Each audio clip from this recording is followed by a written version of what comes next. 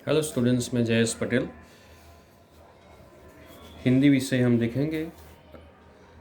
आज हम देखेंगे तीसरा जो काव्य है सवैया, इसके प्रश्नोत्तर। पहला प्रश्न है, निम्नलिखित प्रश्नों के नीचे दिए गए विकल्पों में से सही विकल्प चुनकर उत्तर लिखिए। इसमें पहला है, यमुना किनारे कदम की डाल पर रसखान किस रूप में बसना चाहते हैं?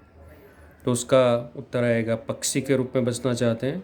8 सिद्धि और 9 निधि का सुख प्राप्त होता है नंद की गेहूँ चराने में। उसका आंसर है नंद की गेहूँ चराने में। कलदोत के दाम का अर्थ होता है, उसका अर्थ होता है सोने के राजमहल। गोपी गले में किसकी माला पहनना चाहती है? तो यहाँ पर आएगा गूंजे की। और दूसरा प्रश्न, निम्नलिखित प्रश्नों के एक एक वाक्य में उत्तर लिखिए। पहला प्रश्न है, मनुष्य के रूप में रसखान कहाँ बसना चाहते हैं? तो मनुष्य के रूप में रसखान गोकुल में ही जन्म लें और वहाँ गांव के ग्वालों के साथ मिलकर वहाँ बसना चाहते हैं। दूसरा प्रश्न, पशु के रूप में कवि कहाँ निवास करना चाहते हैं?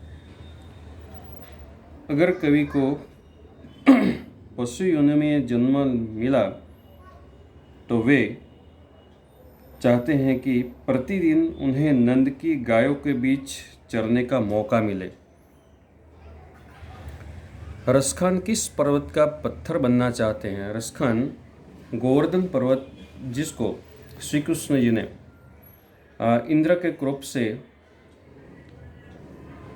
छत्र के रूप में अपनी उंगलियों पर उठाया था, उसी गोवर्धन पर्वत का पत्थर बनना चाहते हैं। पशु योनि में जन्म मिलने पर कवि क्या करना चाहते हैं? वो इस प्रश्न का उत्तर भी दूसरा जो प्रश्न है उसी की तरह ही है। वो नंद की गायों के बीच चरने के लिए मौका चाहते हैं। निम्नलिखित प्रश्नों के 2-3 वाक्यों में उत्तर लिखिए। तो इसमें पहला प्रश्न है, लकुटी लेकर रसखान क्या करना चाहते हैं? लकुटी जो श्री कृष्ण गाय चराते समय अपने साथ लेकर जाया करते थे, और क्यों? तो लकुटी लेकर रसखान श्री कृष्ण की जन्मभूमि में कृष्ण की भांति वन में भटकते हुए गाय चराना चाहते हैं। इससे वे अपने आप को श्री कृष्ण के समीप होने का एहसास करना चाहते हैं। दूसरा प्रश्न, कृष्ण को रिझाने के लिए गोपी क्या क्या करना चाहती है?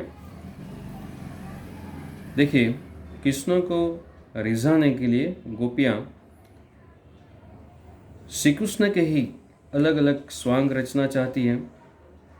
वे पहले तो श्री कृष्ण की तरह अपने सिर पर मोर पंख धारण करना चाहती है, अपने गले में गुंजों की माला पहनना चाहती है, साथ ही साथ पीताम्बर, पीला वस्त्र जो होता है श्री कृष्ण पहना करते थे, वो पीताम्बर ओढ़ना चाहती है, और अपने हाथों में लाठी लेकर गायों के पीछे ग्वालों के साथ साथ वन में भटकना चाहती हैं।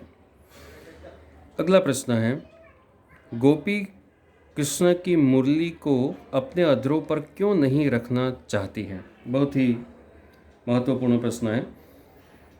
तो गोपियों का श्री कृष्ण से निश्चल प्रेम है। निश्चल, किसी प्रकार का छल नहीं है, कपट नहीं है। वे नहीं चाहती कि श्री कृष्ण की मुरली को वे अपने अधरों यानी कि होठों पर रखकर उसे जूठी करें। वे अगर श्री कृष्ण की मुरली को अपने होठों पर रखेंगी तो वो जूठी हो जाएगी।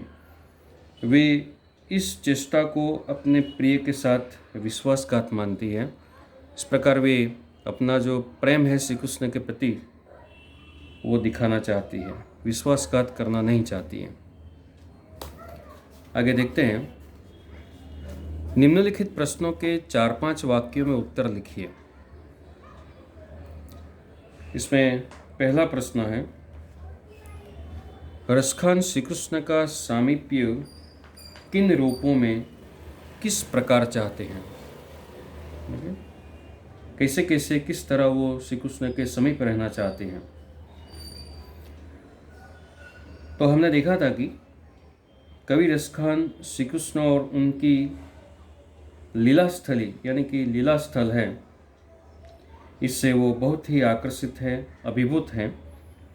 वे हर उस चीज़ से समीप्य चाहते हैं, यानी कि हर एक चीज़ से समीप रहना चाहते हैं जिनका संबंध श्री कृष्ण से रहा होगा। वे अगले जन्म में गोकुल गांव में जन्म लेकर वहाँ के ग्वालों के बीच उसी तरह रहना चाहते हैं जैसे श्री कृष्ण वहाँ पर रहते थे। श्री कृष्ण अपने बाल्यावस्था में नंद की गायों को चराने के लिए जाया करते थे। वे पशु के रूप में जन्म लेकर नंद की गायों के बीच चरना चाहते हैं। अगर उन्हें पशु का रूप मिला तो नंद की गायों के बीच में चरना चाहते हैं। यमुना के किनारे कदम के पेड़ों पर चढ़कर बचपन में श्री कृष्ण ने बाल ग्वालों के साथ खेला था, वो खेला करते थे। पक्षी के रूप में जन्म लेकर रसखान इन्हीं कदम के वृक्षों पर रैन बसेरा करना चाहते हैं, वहीं पर बसना चाहते हैं। इतना ही नहीं, यदि अगले जन्म में वे पत्थर का रूप धारण करें या पत्थर बने तो उसी पहाड़ का पत्थर बनने की वो इच्छा करते हैं जिसे श्री कृष्ण ने अपने हाथों से उठा लिया था, यानी जिसका उन्होंने स्पर्श किया था, उसी गोवर्धन पर्वत का पत्थर बनना चाहते हैं। दूसरा प्रश्न, कवि श्री कृष्ण से संबंधित किन वस्तुओं की अभिलाषा करते हैं? इनके लिए वह किन वस्तुओं को छोड़ने के लिए तैयार हैं? क्या क्या वो त्याग देना चाहते हैं? श्री कृष्ण से संबंधित वस्तुओं को पाने के लिए क्या क्या छोड़ना चाहते हैं? देखते हैं उसका उत्तर। कवि रसखान की श्री कृष्ण के प्रति अनन्य श्रद्धा है। वे हर हालत में श्री कृष्ण के समीप रहना चाहते हैं। इसके लिए वे उन वस्तुओं की कामना करते हैं, अभिलाषा करते हैं जिनका संबंध श्री कृष्ण से रहा है। श्री कृष्ण लाठी और कमली लेकर वन में गाय चराने के लिए जाया करते थे।